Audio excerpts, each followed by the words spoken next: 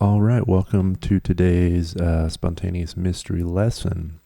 And our question today is, how many ways can you, my dear, play a C major chord? A C major chord, the chord of the Western world, right? Don't we all remember learning C major? All right. How many darn ways can you play it? Okay, this is a good question. This is C, E, and G. Let's find out, right? Let's take a gander. And off the bat, this guy, why don't you put the fifth in the bottom? Be a big old cowboy. Be a big old cowboy there. And take a look at every set of three adjacent strings. Every single one of them is a C major chord. All right, is a C major triad. Is the collection of C, E, and G. Right, every set of three. All right, and as you spend time with it, I want you to try and ask yourself, where's the C, where's the E, and where's the G? All right, that's what I want you to ask yourself. And we might call these closed triads. We might call them that. All right, we might call them closed, but if we learn them, it's going to open up our musicality. All right.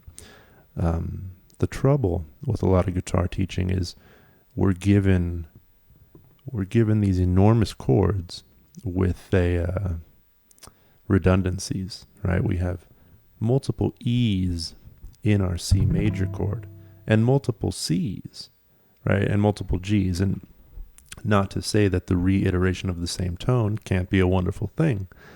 Yet what happens is we lose the perspective of the essentiality, if you'll go with me on that. What are the essential qualities or characteristics that make this chord what it is? And that's C, E, and G, right? When we just learn that gigantic shape, we don't learn C, E, and G. We just learn a pretty picture where our fingers go, and voila, right? But if we learn these closed triads, oh boy, will the doors open. Will the doors open? Okay, so notice just right there, in that C chord, there are 1, 2, 3, 4 ways to play a C major chord. Pretty cool, right? But we're not done yet, right? Because why don't we open the triad, right? For instance, that top set, I'm gonna bring the E note, or rather, I'm gonna bring the E note down an octave and the G note up an octave. Now I've got this C chord. You see? Another C in the vicinity, you see. Okay.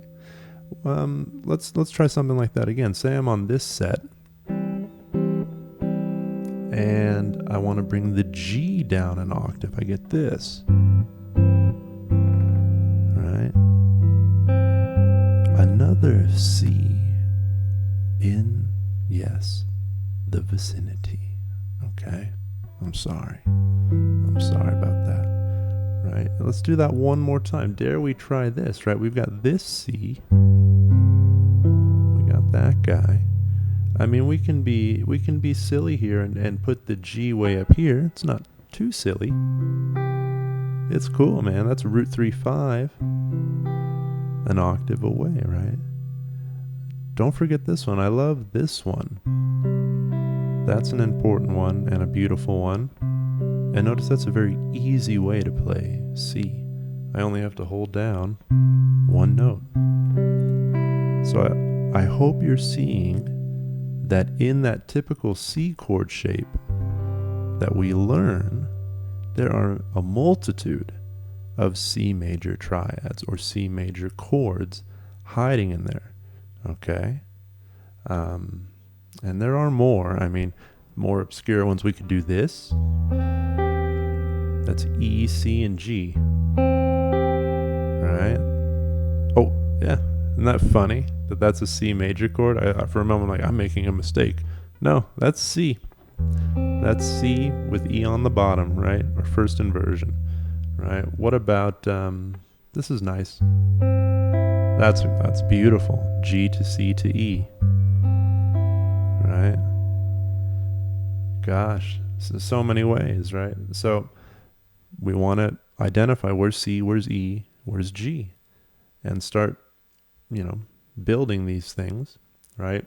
But that's really all going to become possible once we see these closed triads, or close, as some might say, or closeted, as others might infer.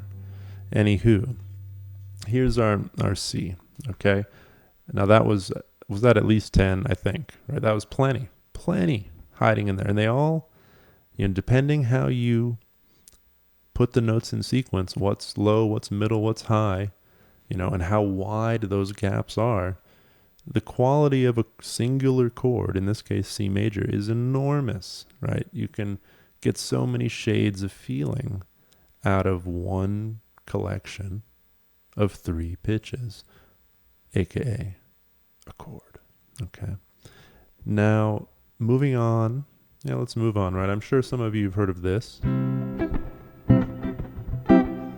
That's great, right? Well, similarly, we want to notice that there are closed triads in this thing, right? The top set, the next set, right?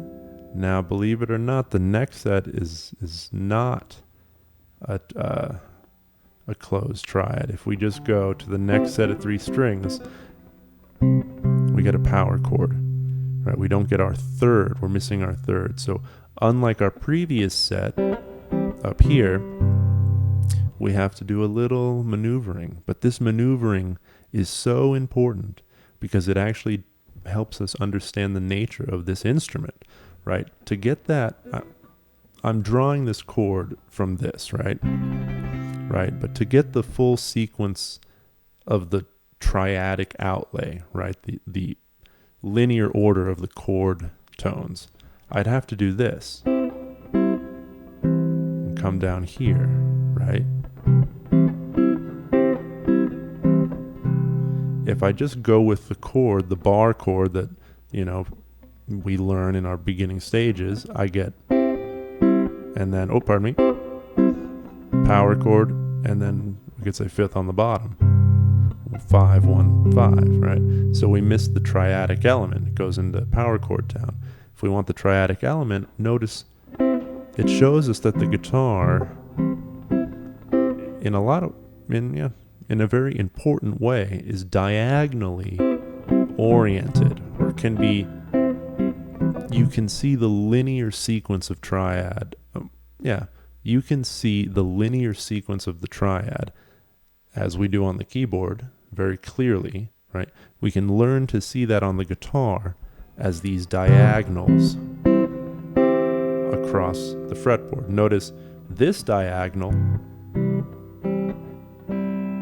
is very handy, especially in an open cowboy chord position. Our fingers don't have to do much. We can literally just grab the chord and use our right hand to articulate all sorts of C major chords. But as we get further up the neck and explore this set, we've got a little something else going on, right?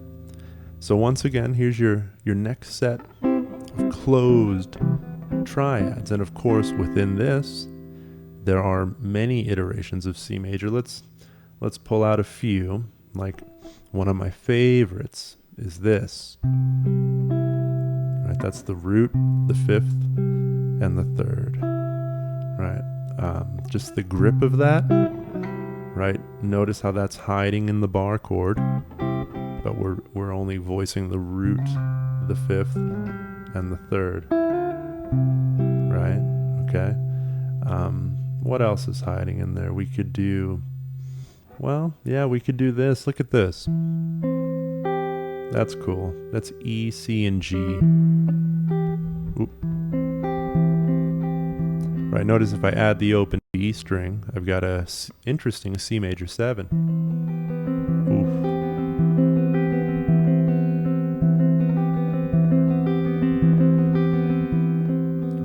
beautiful.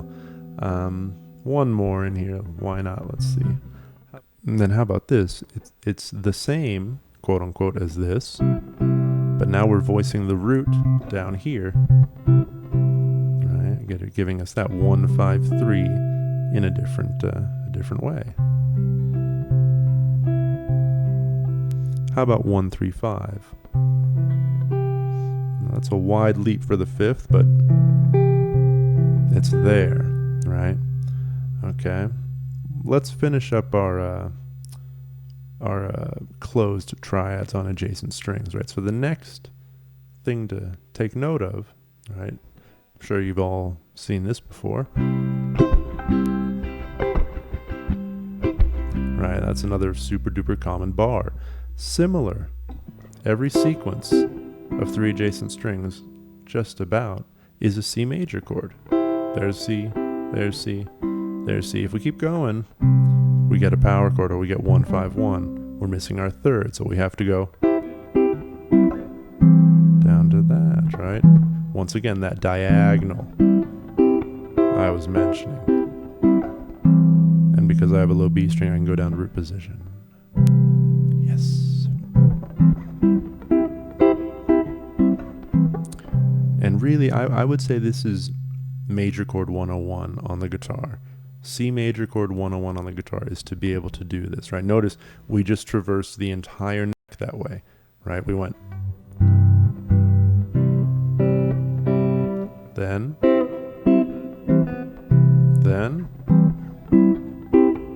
and then once again, right? That's the same set as this, but at the 12th fret. And we've covered the entire fretboard in C major triads. Okay, and these are all closed triads. Okay, closed triads. Very important, vital. Okay. Okay, so now why don't we look at some spread triads, or triads where the notes are not within the confines of a single octave, and we're going to look at some of the inversions of these. Man, these are fun. These are going to show us a few things about the old guitar and some of the absurd difficulties that show up when trying to play common chords, right? So remember this guy? I liked that guy, this C major. That's 1, 5 major third, or C, G, E. Check it out. We want to be able to go.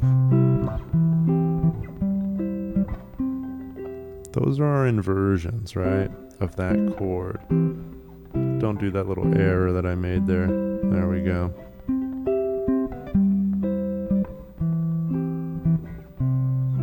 These are good shapes to know, right? They allow us to connect to other chords. There, I'm connecting to F through the inversion, right? C, inversion of C to the F, inversion of F to B diminished to C, right? We learn these inversions to help us traverse the territory more elegantly, right? And yeah, with more shades of color and texture, right? So these come in handy. That's generally the toughest one for people, is that one, but you can get it. It's not impossible, right? On the piano, this is so much more simple and obvious, right? Who would think that shape would equate to one of the most essential chords in music, right? C major. That's just a major chord, right? On the piano, major chords are pretty easy, right? You can just, right? And the inversions too. You just, I got to move that finger over, touch, And of course, as you get into sharp and flat keys, it gets more complicated with the black keys, but it's just some of these shapes. I understand why, it's a challenge to become chordally really to really develop a large chordal vocabulary on the guitar, and essentially to try and play like a pianist on the guitar is very, very difficult. And who would want to do that? Why? You shouldn't play like a pianist on the guitar, but you should try learning piano exercises on the guitar, because that's very revealing. And in a sense, that's what we're doing, right? Like this, that's one of the first things one of the first things a piano teacher ever taught me was how to run those inversions, right? I don't know, on the guitar, it's so much less obvious, right? And not only that, because we can do it so many ways, right? We can go, but we can also go, right? So in a sense, there's more to learn on the guitar, in the sense that you have to learn how to do the same thing multiple ways, right? Depending on the strings you're using, right? Like that this is this, right? Is this, is it? Yes, it is. No, it's not. There it is. My low B string is throwing me off. Is this, right? And some of those shapes are the same, some of them are not, right? There's just simply more shapes to learn. So anyway, coming back to this guy.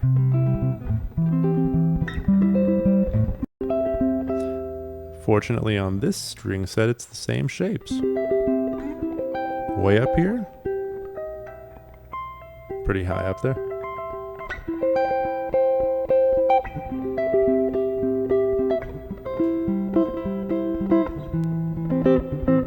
Now the next one would be this. This one's notice a different shape because of the string set, right? Going up to this. I like that one a lot. That's nice. And then the last one is here.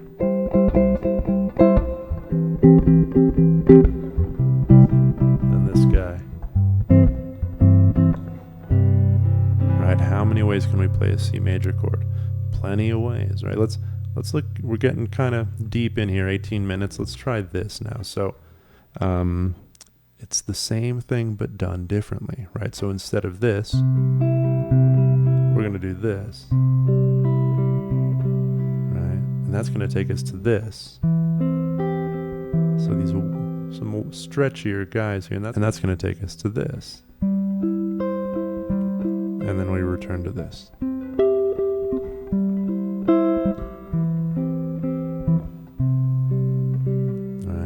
All beautiful chords. Now if we bring that down to the next string set, right, on the E, D, and B string, right, we get this. Up to this.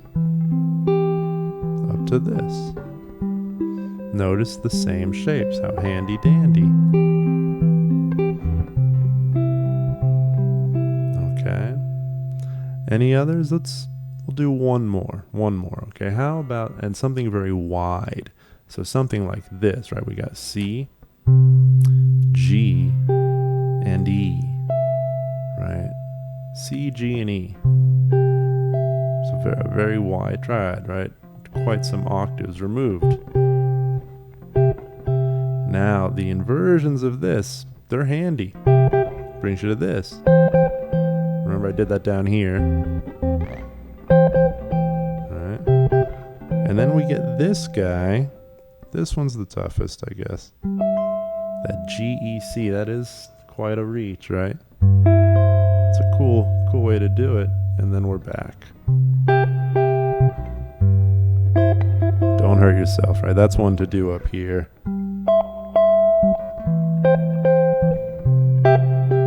The study of inversions.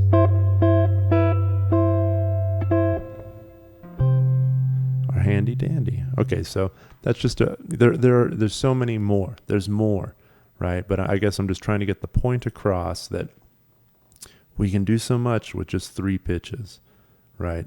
So spend time with 3 or 4, right? It's gonna make it more complicated, but just a small set of pitches. And how many ways can you put them in a sequence, right? How many inversions? How many octaves separated, right? How many flibbity-doo-dahs can you do with it? Right? It's a good question to spend time with right here. We're just hanging with the most basic of basic chords, right? C major. And I hope, we revealed that there's many beautiful ways to articulate a C major chord on this instrument. Okay? I suppose we will leave it at that.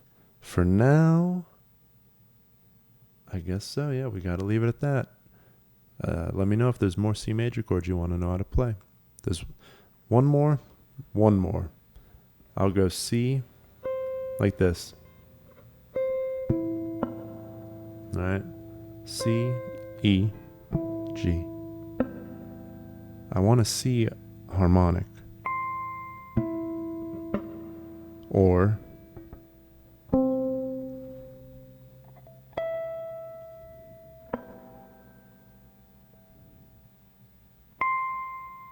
see you later.